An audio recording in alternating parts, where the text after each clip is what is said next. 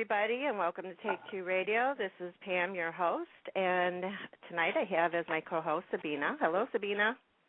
Hello. And happy Valentine's Day to you and to all of our listeners. Yes, happy Valentine's Day. Oh, you sound thrilled. Okay. She didn't get her Valentine yet. What a lively team you girls are. Come on, let's get with it. It's Valentine's Day. Well, as you can tell, we have our super couple on the phone, both in real life and on Days of Our Lives, Bill and Susan Hayes, and welcome you two. Thank you. Thank you. It's delightful to be here on Valentine's Day. Is there some significance, some reason you picked us? Yes, exactly.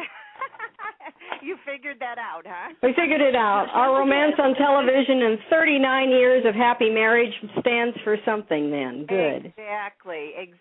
We just thought it would be so appropriate to have you on this day, and we are so thrilled that you could be here with us. Well, thank you. It is appropriate, and we every day, of course, is Valentine's Day for us, but today is a special one. And you got chocolates and flowers, or what did you do? Well, this morning when I walked into the kitchen to make Billy's breakfast, there was a lovely red heart full of dark chocolate for me, which I was thrilled for. And I went out this afternoon and got Billy a present, which he hasn't received yet. It's still in the back of the car. Ooh. Then we won't talk about that one. So tell us, was it love at first sight for the two of you? Well, we have different ideas about that. Okay. Susan says yes, and I say I was interested, but I was. You know, there are times when you're ripe and ready, and there are times when you're not. And I was in a state right then. I was freshly divorced. I was not looking. And although I appreciate beauty and talent and charm and et cetera, I looked at Susan as a safe buddy because she was engaged to somebody else. Aww.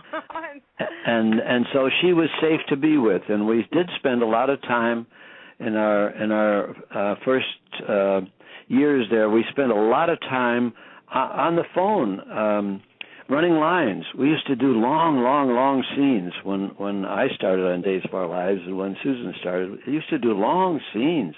Now they're very brief, but we used to, you really had to study to memorize them. And right.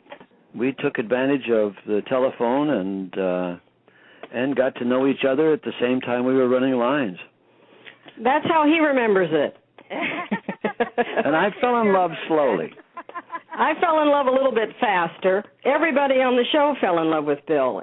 He was a real breath of fresh air. He came from the world of theater and musical comedy. He had all these perks of being a composer of songs as well as a singer of songs. He had a large academic background. He had a great sense of duty to the work, but he was fun to have in the room, and he was beautiful to look at and charming to the ladies and respected by the fellas. What was not to like? So all the girls fell in love with him, but yeah, you couldn't ask for more, and I didn't. I just wanted that one. Yeah. But she was engaged at that time. Well, I wasn't engaged. I'd had a 6-year relationship with a newscaster, which meant I devoted myself to watching the 6 o'clock news and the 11 o'clock news 5 days a week, and I was pretty tired of it. And 6 years with no ring also was giving me second thoughts. So Yeah, if you lived in Los Angeles, if you'd lived in Los Angeles, you'd know the guy. Okay. And because he was ubiquitous in his time, but he couldn't hold a candle to Bill Hayes. No. No, well, definitely you were not. just meant to be. I mean, you met on Days of Our Lives. They made Right. you a couple on there, and then it just went from there. You started as friends and as coworkers, and that's one of the best ways to start a relationship. Absolutely. Well, Absolutely. based on friendship, you can't miss. Mm-hmm, I mean, right. you just everything else just becomes icing and more icing. But we've examined our romance when we wrote we lived our romance and got through it and to the happy ending, and then we kind of re-examined it when we wrote our memoir, like Sands Through the Hourglass, which also showed I was thinking one thing and he was thinking another at different times, which was nice. Well, that's part of life. We wrote that book in 2005, and then more recently, we've gone into the world of fiction and have written a novel. You have Trumpet. You have Trumpet now, a historical novel, and that sounds very interesting. I happened to just see that you had written the autobiography, the joint autobiography, I should say, Sands Through the Hourglass, so I haven't read it yet, but I'm definitely going to get both books. Oh, please do, and I hope you enjoy them both, particularly the novel, because we had such a good time, 7 years of a good time writing it. It's published by a romance house, Decadent Publishing, but it's not a classic romantic novel. It's a historical novel with romantic overtones, and it's all about show business. It's about show business in England in the early 19th century, mind you, but it's all about show business. Yeah.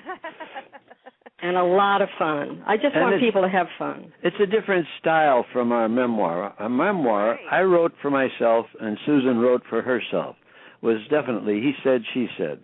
And then when we went to writing Trumpet, we had to decide who was going to narrate this book, and we had to decide on the voice and the style of the person who narrates, and that was different. It was different for us. We had to learn to collaborate on what was going to be the end product.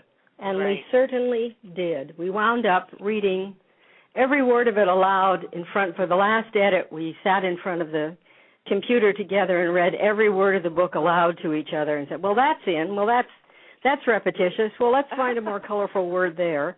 Yeah. And I have to say, we never came to blows. We never considered divorce. We enjoyed it. So is there another one in you? Oh, yeah. We could go on and do more. But we want to create a demand for Trumpet first. Yeah. Yeah, after devoting 7 years to something, you'd like to know that a few people read it before you go on to do a sequel. But the research was fun. We not only read a lot of books, we went places so that we could describe from what we actually saw. So we traveled all over the world. We were in Egypt. We were in England, Italy, the battlefield of Waterloo, which is also in the book. We really applied ourselves and had a good time doing it, but it was a lot of work. Yeah. But what a way to go. Right. You know? Oh, and the hardest one of all was we had to go to London and do some research. So we wandered around. We had to wander around London, spend that, well, it was fantastic is what it was. We walked here and we said, okay, well, Lizzie Trumpet lives there and Octavia lives there. Yeah, picking the streets where things would happen, and we had the great delight, because we were published authors, of going to the theater museum library archive and getting to walk in and say, well, do you have anything from the Sadler's Wells Theater fall season 1803? Yes. And they would have it. And they would bring it up and weigh it, and then let us play in the boxes of all these original playbills and original reviews from the newspapers of the time. Yeah, it was incredible. We went there in the morning figuring we'll spend an hour or two, and they kicked us out at 5:30. Yeah. Wow, that's amazing. It was just amazing. I was wondering how long each book took to write. Well, the first one was Memories, and that one it was quick. They gave us a deadline of 5 months, and we did it in 5 months. So that didn't require a lot of research. But in writing Trumpet, we picked 1803 to begin, and a certain period. We wanted to study the people who were there and put their timelines together and and so that the things that we describe as actual happenings are actual happenings. They really happened on the dates that we say, and yes, half the book is full of real people and real events. Yeah. And that makes it a lot more interesting. Besides teaching the reader real life events that they may not have learned in school or didn't pay attention to, or whatever. When you read it in a novel like that, it makes it interesting, and then you want to learn more. Right. And for instance, our heroine starts at age 16. Her name is Elizabeth Trumpet, and she has to find a job. Well, she wants to go into the theater, and she goes to the Sadler's Wells Theater, which at that time was quite low class. And they rehearse a couple of weeks and then open a show. Well, in our book, we describe who was in the show and what the numbers were and the sketches were, and those are the actual people that were there. That we studied it enough so that we know what show it was, when it opened, who was in it, and what the sketches were. It was wonderful. Well, being actors, we think it was wonderful. Yeah. I don't know about the rest of the world. Oh, yes. Everybody loves show business. Everybody loves show business. We were in, I think we were in Kentucky, and we were stopping at a mall to pick up something, and a lady recognized us, sort of, and wanted to know what we were in town for. We explained we were doing a book signing, and the book was Trumpet, a historical novel. She said, well, what's it about? And we started to tell her, and she looked not too excited. She said, well, but it's full of historical characters. Napoleon is in it. And she said, Napoleon. That's a dessert. What? Yeah. Oh, maybe I think I've heard of him. And right away I thought, maybe we were just writing this to amuse ourselves. I don't know. She was a nice lady, and the stuff in her shop was very nice, however. That's unbelievable. How could nobody not know about Napoleon? I mean, right. Napoleon Dynamite, that's what they... Have you had a Napoleon dessert? No, I haven't. You've never eaten a Napoleon? Well, sometime. He's waiting for you, darling. He's waiting for you. And he's full of cream and many layers of pastry. You'll be glad. Oh, well, it sounds interesting. Yeah. So you ask us some questions. We've just been babbling on here. Oh, no, we love listening to you. Don't even worry about that. But, Susan, you played on Days for, should I say, 6 decades? Right, a long time. She started in 1968. Yeah, and you're the only actress to do that. I mean, that's phenomenal. Yes, it is. Well, I guess so. Yeah. It was quite different then. It was just a half-hour show. When we both started on Days, it was just a half-hour show. And they thought that was long. It went in 1975, Days of Our Lives went to an hour, and they thought, wow, we probably won't be able to tell that many stories. What are we going to do? Right. It was quite a big change.